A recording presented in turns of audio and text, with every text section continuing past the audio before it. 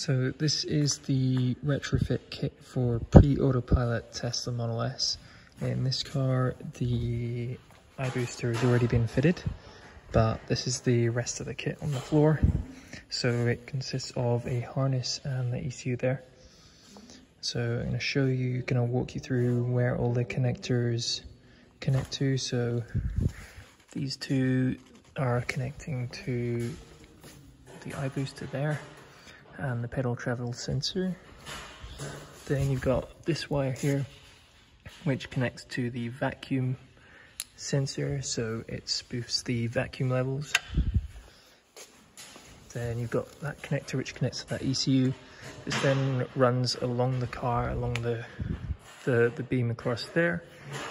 You've got this block which is essentially a relay, but the other side of the relay. So that plugs into where the old vacuum pump relay was. So it's removed on this car, but it goes in there.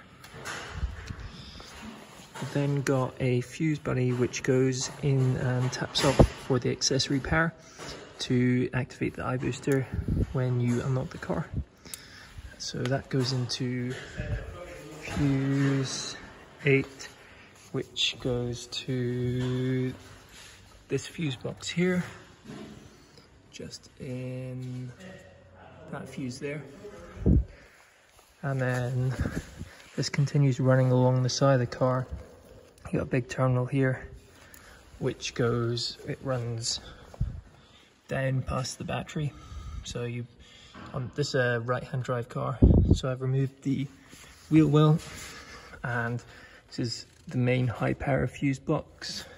So it's fuse 85, which is constant power, which is the top one there. So that terminal bolts to there. Then you've got this section of the harness, which will run down the side of the car here, or on a left-hand drive car, it will run down this side. So everything would be essentially mirrored. Then this branch off here is the ground point for the ECU, and that can attach onto this ground point here, and there's an equivalent ground point down here or here if your car is on the other side. Then this breaks off down here to these, which is essentially how I'm getting CAN bus, which is a little EPAS breakthrough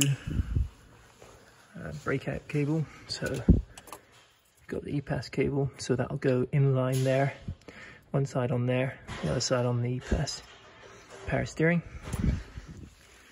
Then the last wire is this one, which comes all the way down, which will come down here, and that'll connect to where the vacuum pump was originally connected. Unplug the vacuum pump and then you plug that connector in there, and that's pretty much it. So there's no cutting, no soldering, no splicing of any wires. It's fully reversible.